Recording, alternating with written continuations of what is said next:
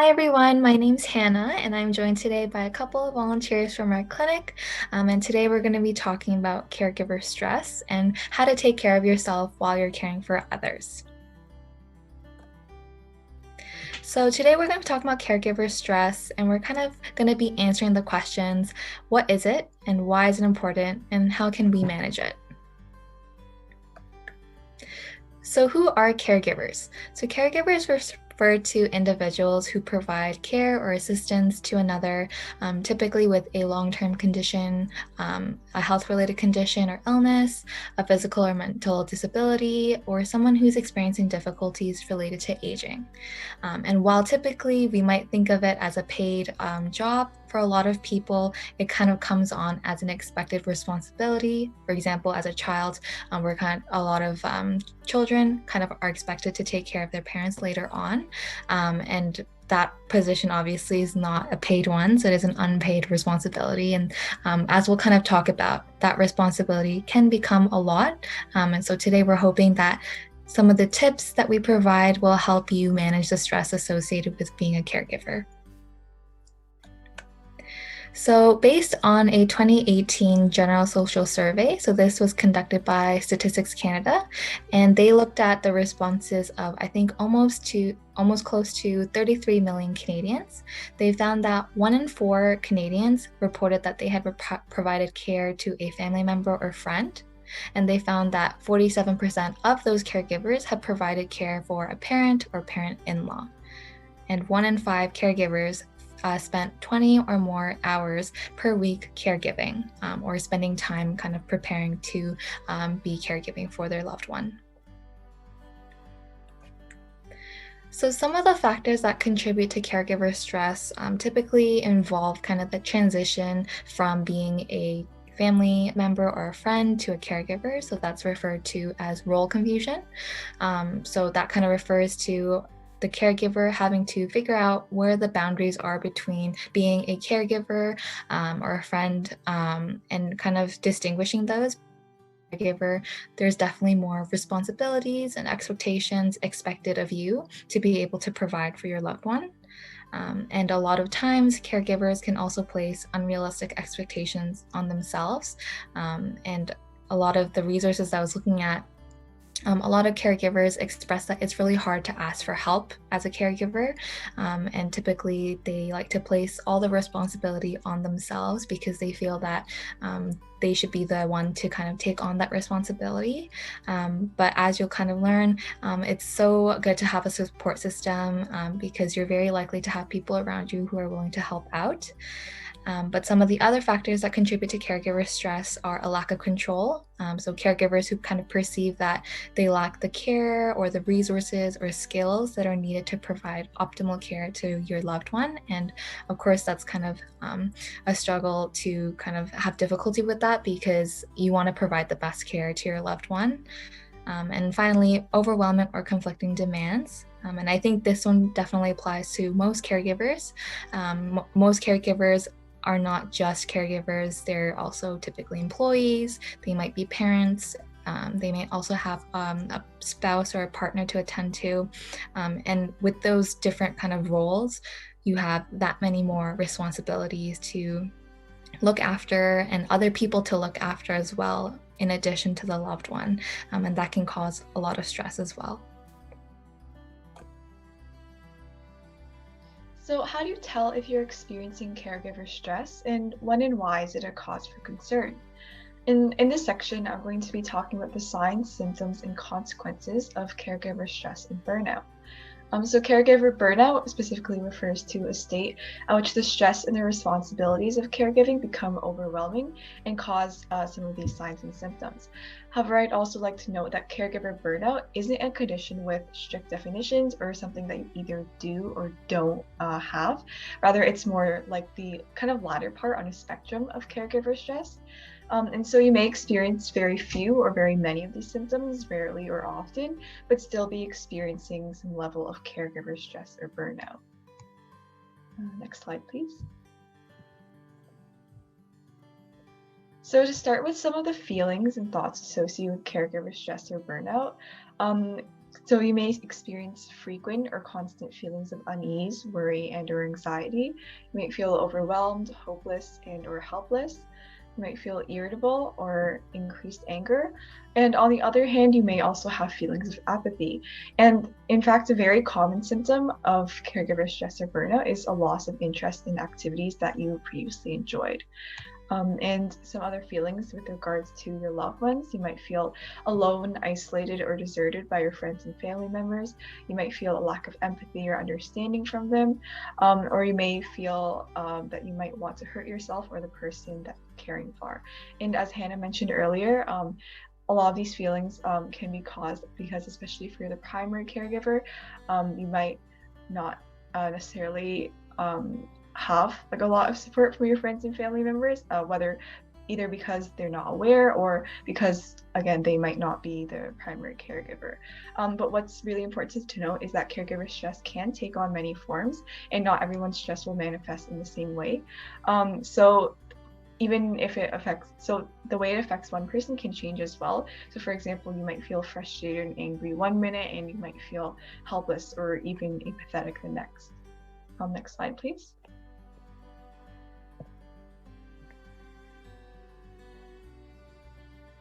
So there are also some kind of states and behaviors and physical changes associated with caregiver stress and burnout. So starting with some of the states and behaviors, you might experience difficulties with short-term attention or paying attention, short-term memory or paying attention. You might forget about appointments or make mistakes when giving medicines. You might also experience emotional and physical exhaustion. You might find yourself withdrawing from your friends, families, and other loved ones, or you may find yourself abusing alcohol or drugs, including prescription medications. And so as a result of a lot of the kind of feelings and stresses associated with caregiver stress and burnout, you might experience change in appetite, weight, or both, such as you might not eat or you eat too much. And this may also affect you to either gain weight or lose weight significantly. You might also experience changes in sleep patterns, such as sleeping too much or too little. And for example, even if you do sleep too much, you might still feel exhausted after a full night's sleep. You might also experience physical discomfort, such as headaches or bodily pain, and you might also get sick more often. And once again, the ways that caregiver stress manifests can look very different in different people. Next slide, please.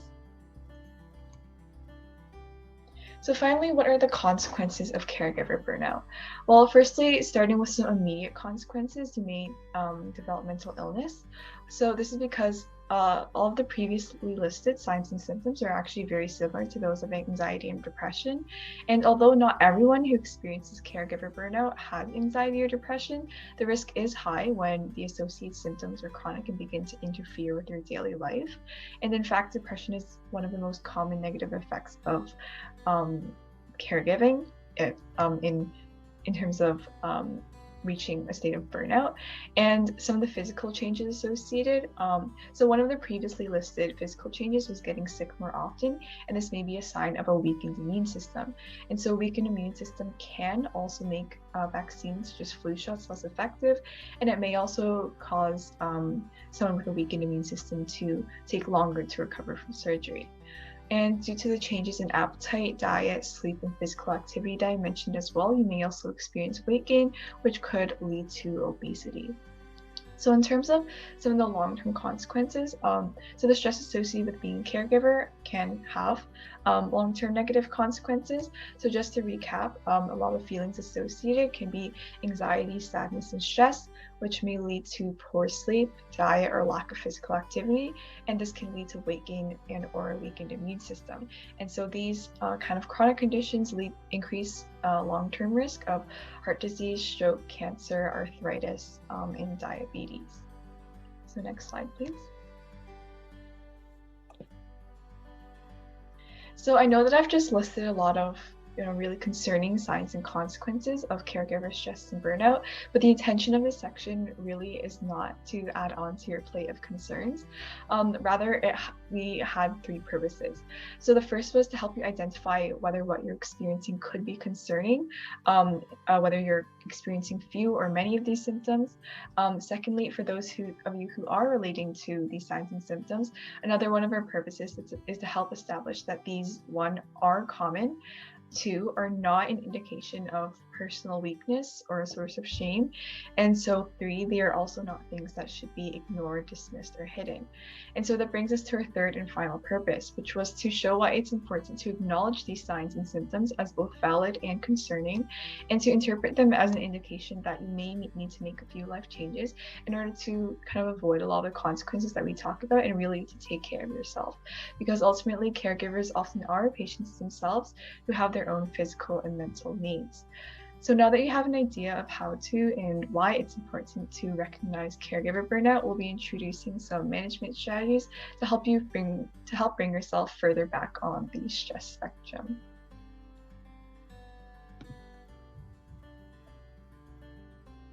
Hi everyone, so I'm going to be talking about taking care of yourself while caring for a loved one. And just starting off, I think this is one of my favorite quotes nowadays. So it's no act of kindness, no matter how small, is ever wasted. So I think that's kind of an important quote for caregiving, but also during our current pandemic. So next slide, please. So starting off, I think one of the most important coping strategies I would like to discuss is asking for help if you need it. As previously mentioned, caregivers tend to put a lot of stress on themselves by taking on a lot of the burden. So it's really important to have reasonable expectations, and this helps us to not spread ourselves too thin. And when you have reasonable expectations, it really helps to alleviate the stress that you put on yourself, and it really helps to include others in your routine. And it doesn't have to be like including them in a large way. Sometimes when you create a list of tasks you need to do, if someone can even help you out with one of those tasks, no matter how minor, the little things really do add up, especially when given such a big responsibility as caregiving. So some of these little tasks can be something as simple as running to the grocery store, running an errand, like filling up the car, or even dog walking. So I think it's really important to note that you're not alone in caregiving. It's kind of like a community effort. So really reach out if you need the help. And next slide, please. So in order to properly integrate these coping strategies, we've talked about this extensively in previous webinars, so I'm just going to briefly go over it. So one of the most important things to set these routines and to incorporate new things into your life is to create realistic SMART goals. So you prioritize, make lists, and then this will help you establish a routine. So I'm just going to briefly go over what a SMART goal is. So a SMART goal is a goal that is specific, measurable, achievable, realistic, and it has a time frame placed on it. So with these 5 aspects, it makes these goals a lot more attainable and achievable because you put a lot more thought and planning behind the goal, and also holds you a lot more accountable. So if you put like a time frame, and if it's a measurable goal, it's something you can actively track as you are incorporating something into your life.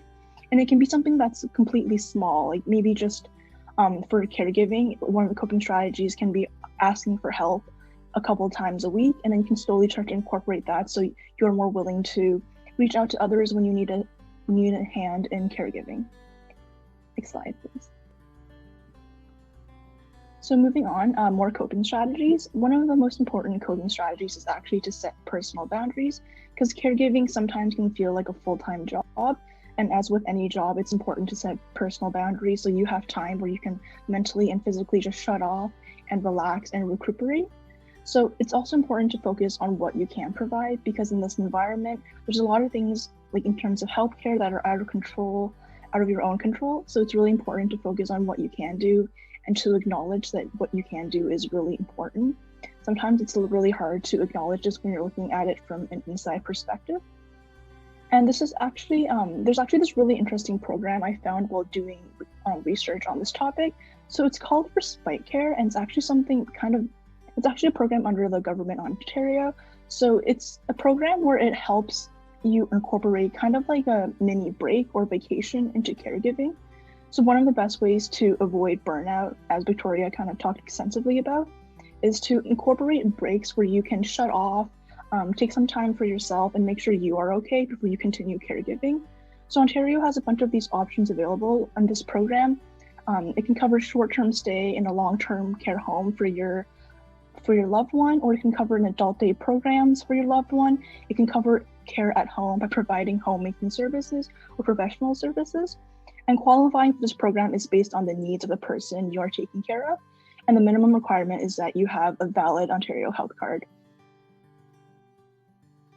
And as previously mentioned, this is a way for you to incorporate like a mini vacation, so you have a chance to relax, or also it's a way for you to take care of your own health. So if you need to plan like a hospital stay or a visit, this is a great way to make sure that you are getting the care you need while the person you are caring for is also receiving the care they need.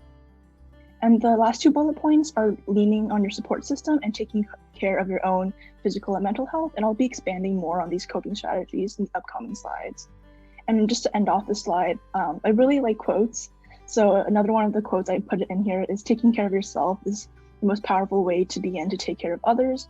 So I think people tend to, especially in caregiving, people tend to look at the person they are caring for and tend not to look externally within themselves. But if you are feeling at your best, you will be the best caregiver you can possibly be.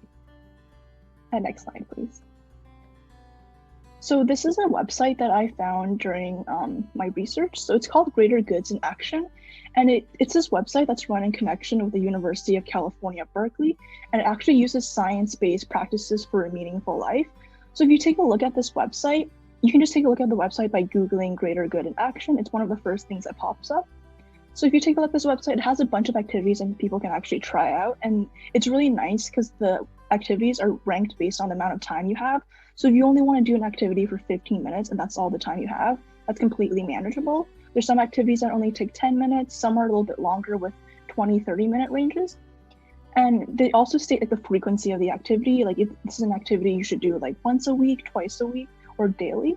So if you can see, I'm not sure if the picture is too small, but one of the things that's really good about this website, as I previously mentioned, it gives you a duration of the activity, the title of the activity, and a very detailed breakdown of how you should accomplish this activity. And then it gives you the frequency, and it gives you like a difficulty. So if you're new into mental health strategies, sometimes one of the more casual or less difficult strategies are easier to start off with. And one of the best things about this website I found was people actually are able to try out these activities and give reviews. So you can get feedback from people who've tried these activities, and you can read the reviews and decide if it's for you or not. So there's an extensive list of things you can try. So I'm just going to go over one of the three that I found to be most interesting and I actually started to use in my daily life. So one of them is actually gratitude journaling. I think we've talked about this before. I'm just going to briefly go over it. Gratitude journaling doesn't take up a lot of time, but you essentially just write 5 things you feel grateful for on a daily basis, or it can be on like a couple times a week, depending on the time you have or the stress you feel at the time. And this is a great way to just remember the positives in your life, because caregiving can be such a stressful task. So it's just a good way to look back and look at the positives. And the savoring walk is something I've recently done this week, and I think it's a really nice reset because I really enjoy nature, even though it's getting cold outside now. But this coping strategy or this mental health strategy is essentially you just going on a walk outside and just really taking it in. I don't bring my phone on these walks. I just put a timer on, or I'll set a distance around the block. You just go for a walk and just make sure you're really kind of absorbing it and not being distracted. It just gives a really nice moment to like step back and like just take a load off and just really kind of live in the moment for a brief period of time. And this activity can honestly be done in like short spurts. You can do like a 15-minute walk, you can do 30-minute walks, and it can be done at whatever interval you would like or whatever interval you have time for. And then the third one is 3 good things. So this is an activity where you get out a journal or a piece of paper and you write down 3 good things that went well in one day. So this is a really good activity to help focus on what you can do and things that are achievable with your caregiving. Because when it comes to caregiving, sometimes it's easy to fall in slumps where you feel like you might be failing the person you are caring for. So if you're able to write down 3 good things you did that day or 3 good things you're able to provide as a caregiver, sometimes this really helps sort out the negative thoughts. So next slide, please. So another available resource is the Government of Canada. The Government of Canada actually has some of, so on the Government of Canada website, there's actually a lot of information about how you can provide caregiving in your local area. And one of the things it suggests is an open and honest discussion with the person you are caring for. So this way you can set realistic expectations. And as previously mentioned, you can set realistic boundaries between you and the person you are providing care for. And another really interesting or a really beneficial thing they have on this site is actually they have like budget calculator that allows you to like incorporate the costs of caregiving, because there's a lot of costs associated depending on the person you're caring for, and then also has a Canadian retirement income calculator. So this is a really good way to budget, because income and money can cause a lot of stress, especially when caregiving can get really expensive at times. And so this website really just helps you, it gives you available resources to help you understand your role in caregiving, and lets you know that there's resources, there's knowledgeable and good resources that you can use to help further your knowledge. And next slide, please. And so the Ontario Caregiver Organization, it's not like a government website, it's more of a organization that's aimed at creating a support system. So as I previously mentioned, a support system is really important for caregiving, because it makes you feel like you're not alone and you have other people to rely on. So this group actually works with caregivers themselves, healthcare providers, and other organizations. So one of the really interesting aspects that this organization provides is actually a helpline. The helpline is bolded in the slide. So it's a helpline that's 24/7, and you can call this helpline if you just need someone to talk to, or you need information on certain topics. Everyone's very knowledgeable in this organization, and they also have live chats from 7 a.m. to 9 p.m. Monday through Friday. And this resource is actually available in both English and French, and everything said here is actually confidential. So that's a really nice thing to take into consideration as well. And one of the best support systems that this organization actually offers is peer support. It gives you the opportunity to connect with people like via the online system, or you can actually connect with people who are in your local community. You can set your address and you can try and find caregivers in your local community. And this is really helpful because it makes you feel like you're not alone and you're able to share your experiences. And then when you work with someone else who also has caregiving experience, especially if they're not like a healthcare professional per se, if they're just caregiving for a family member, you can talk to that person and try to figure out strategies that they use that work for them, and try and see other ways that caregiving can be more manageable for you. And then moving on, kind of in connection with peer support, is also community support. So the community support is able to provide you with the resources that you need and introduce you to existing resources for caregivers. And then this kind of leads into the caregiving information search. So there's various topics that are covered on this site. Some of them are just community programs, housing, disability, income support, mental health and addictions.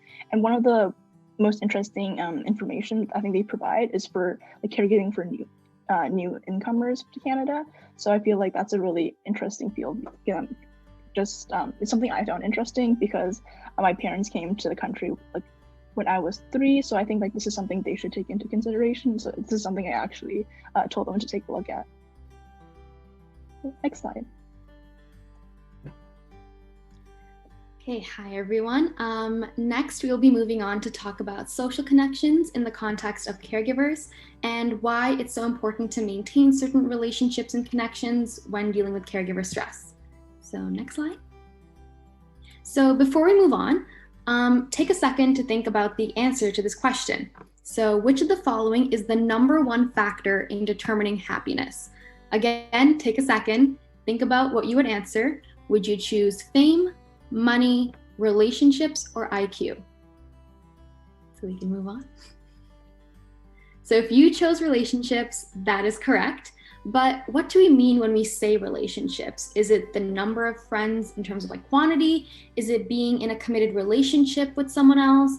Or is it having different friend groups from like your work life and your personal life? But honestly, it all comes down to the quality of your relationships. This includes people you can depend on when you are in need, or people who can support you in these times of need, and who are there to share a laugh with you, or who are there to continuously appreciate you for all that you are and all that you do. Next slide. So some benefits to social connections and feeling supported and connected can include boosting your immune system, having a healthy body mass index, longevity of life, and improved recovery rates. So this shows that there is a connection between health and society, and why taking that time for yourself to rekindle those connections and relationships is important for you to thrive and survive. Next slide. So now we're going to be moving on to personal health goals that you can set to improve like your overall well-being. But before doing so, I want us to all think about this analogy of thinking of your body as a car. So we give our cars the fuel it needs to drive, and we obviously would not want to add anything into the gas tank that would clog up the engine or hurt the car's performance. And we make sure that we get our oil changes. We fix it when it breaks down. We figure out what's going wrong with it. So why don't we apply these same thoughts and the same attention to our bodies and our mind and our emotions? So this is where personal health goals come in to help you take care of yourself. Next slide. So we've already talked a bit about SMART goals, but just as a quick refresher, a SMART goal is something that is specific, measurable, attainable, realistic, and timely. So it is important to use this method when you are making your goals that can possibly revolve around diet, sleep, exercise and getting active, and stopping bad habits, just to name a few. Next slide. So here are some examples of health goals that you can apply to your life. So in terms of exercise, you could say, this evening after dinner, I will go for a walk around the neighborhood for 30 minutes. And to extend that goal, maybe you could say, I will do this at least 2 times a week. For maybe practicing a relaxation and meditation technique, you could say, when I wake up in the morning, before I get out of bed, I will do a 5-minute deep breathing exercise and think about the things that I'm grateful for. And hopefully this will start your day on a more positive note. And lastly, in terms of eating habits, something you could say is, to improve my eating habits today, I will make sure that 2/3 of my meals include fruits and veggies. So again, these are just examples, and you can definitely cater your goals to meet the needs of your life. Next slide. Sometimes we have a tendency to set unrealistic goals, but the most important thing is that we realize that and we make changes accordingly. So this is why it is important to remember that goal setting should not make you feel overwhelmed or pressured in any way whatsoever. Rather, goal setting should help you feel more organized and make you want to actually feel better. Next slide. So now we're going to be moving on to stress and burnout, and we'll be talking about what contributes to it and how you can tackle it. Next. So some common contributors to caregiver burnout and burnout in general are placing unreasonable demands on yourself. This can be like you're trying to complete way too many tasks in one day. The fear and uncertainty about the future, which we can all relate to, because sometimes it is a scary thing to think about, but it should never make you feel stressed to the point where you burn out. Then not giving yourself enough off time from your jobs and your duties, which is sometimes a lot of us tend to forget to do this because we're so invested in what we're doing. Then moving on to neglecting the need for socialization, as we spoke about earlier. And lastly, guilt and self-doubt that can honestly sometimes eat us alive and just does not give us a space to breathe. Next. So now we're going to talk about avoiding burnout. And the best thing you can do is prevention, as prevention is the best medicine. And here are some ways you can do, you can avoid burnout. So determining your caregiver burnout index. So this is basically a small questionnaire that realizes that caregiver burnout interferes with your ability to function. And it really does understand how it can take a toll on your mental, emotional, and physical health. So in this, there are various different questions asked, such as, do you get a good night's sleep? How often do you feel happy? And based on your answers, you're able to add up your score in terms of points, and you will see what range you fall into. So for example, the particular caregiver burnout index questionnaire that is in this slide, for example, if you have a total within the range of 18 to 29 in terms of points, that means you have a high burnout risk. And this questionnaire in particular actually gives you suggestions on what you can do to tackle it. You can also identify what you need to thrive, and that can be, again, changing your diet, getting more exercise, having some more alone time. Then you need to also learn how to accept help from others, which is something we actually touched on before, because it is a difficult thing. And especially for people who like to do things on their own, we have to realize that asking for help and getting help does not make you look weak. Rather, it makes you look strong for realizing that and taking steps to help yourself and the person you are helping. Prioritizing self-care, which is something we will get to very soon in this presentation. And lastly, reminding yourself of why you do what you do as a caregiver, which can hopefully give you that extra boost of motivation and perseverance. Next, please. So ask yourself, this is a common question we often forget to ask ourselves because we are so caught up in whatever it is that we're doing. And we need to ask, what do I need? And what do I need to thrive and survive and be genuinely happy? Next, please.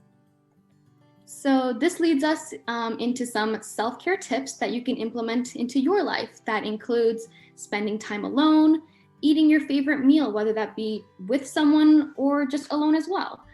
Staying in or going out, reconnecting with old friends like we talked about in terms of social connections and why that's so important, establishing boundaries, asking for support and help when you really need it, practicing forgiveness for mistakes, and taking a break from social media and the news that can obviously, as we know, definitely add to a lot of our stresses. Next, please.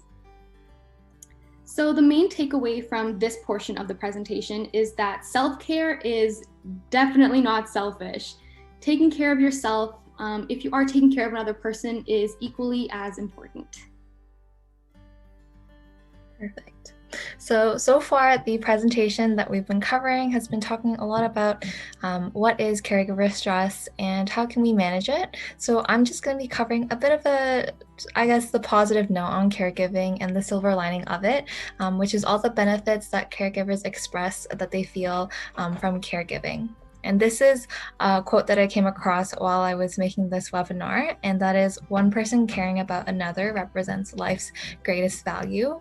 And I guess everyone would probably agree with me. I think having people around you and having a support system and knowing that you have other people who care for you, that is one of the greatest things in life.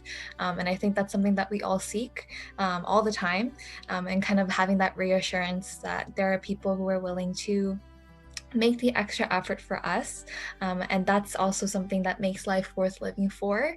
So I'm going to be talking about some of the benefits that caregivers can experience.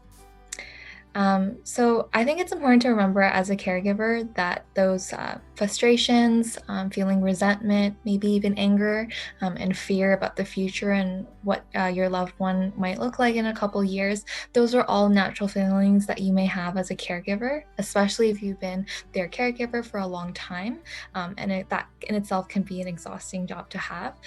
But it's important to remember the choice that you've made and kind of go back to why it is that you decide to be their caregiver, and think about the impact that you've made in their life as their caregiver.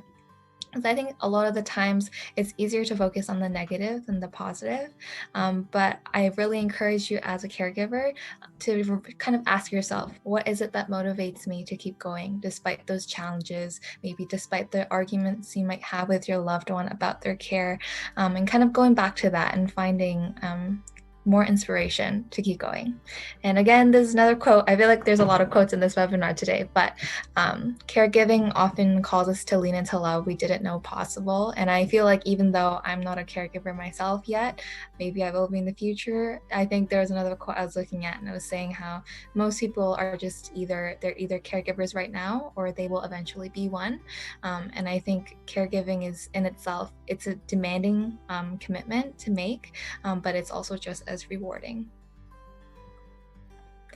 So some of the benefits of caregiving, there's definitely a lot, and that can differ for each person, but some of those include personal satisfaction, growth, and self-confidence just by learning how to take on a new role. Being a caregiver means that you need to learn a lot about your loved one's condition, especially if it's health related. You need to learn about their needs, learn about the resources and services available to help you and them kind of cope with that health condition or those difficulties that they're having. benefits of caregiving also include strengthened relationships, especially if the person you're caring for, if you guys have been having kind of an estranged relationship and you fall into the caregiving, care recipient relationship, that can definitely change the dynamic and also help you kind of enjoy the relationship as well. And another benefit of caregiving is that you can ensure that your loved one is receiving the best care by being their caregiver. You might find new meaning in your own life as a caregiver because you're taking on the responsibility of taking care of someone else. And you're also modeling caregiving for your own care. And that typically applies to people who have their own children and also might want that kind of care from their children, and kind of modeling that, setting an example, might also kind of draw satisfaction later on as well when they have that discussion with their own children. And of course, recognizing these benefits and appreciating them can also help caregivers cope with stress and kind of remind them, what it is that makes them want to keep going. So that kind of brings me to my next point, which is celebrate the little things. I think it's important to remember that there's always going to be bad days and good days. And I think that in general applies to life, but especially as a caregiver, there will be days where you're going to struggle with kind of working with your loved one and providing them the care. And it's so important that you remember that you aren't responsible for restoring your loved one's health. And of course, the inability to do so can feel discouraging. So focus and remember that you are making a difference, such a world of a difference, simply by staying by their side and being their caregiver. I think often caregivers may feel that they need to fulfill their responsibilities in order to restore the original health of their loved one. But in a lot of cases, especially with progressive illness, that isn't really feasible. So kind of thinking ahead of the future, by being their caregiver, you're providing them memories, you're providing them laughter and smiles, you're providing them memories that show that they were someone who was deeply cherished deeply cared for, and just kind of being the social support that someone needs when they're ill, and recognizing that you existing as their caregiver and making that effort, giving up your time and your resources, that in itself is something that they really truly appreciate. And of course, as I just said, appreciate yourself for your efforts.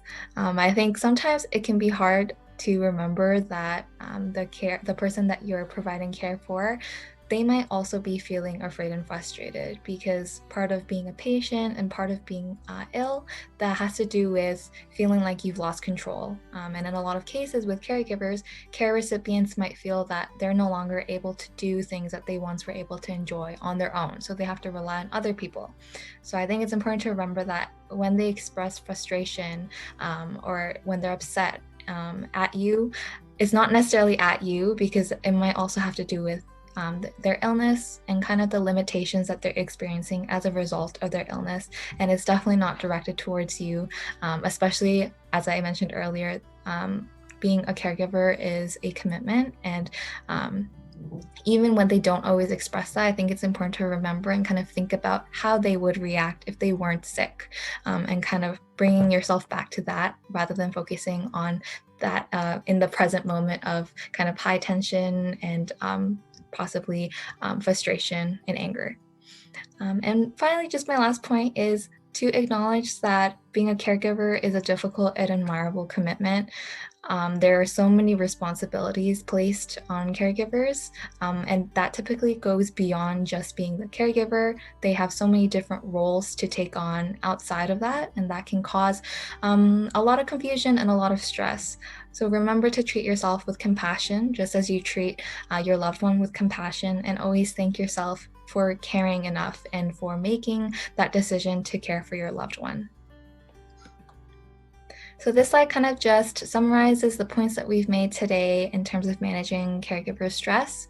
Remember to ask for help and recognize that you don't have to go through the journey alone. Find coping strategies, so kind of making those SMART goals, practicing gratitude, seeking respite care, or connecting with the caregiver community, and finding people who kind of share those worries and those concerns with you. As well, value time for yourself. So focus on socialization, personal health goals, and self-care, and always devote some time in the week so that you can kind of do the things that you want to do. And finally, find joy in caregiving and always thank yourself for your efforts and embrace the benefits that caregiving has. And that concludes our presentation for today. We hope it was helpful. If you have ever any questions, feel free to reach out to us.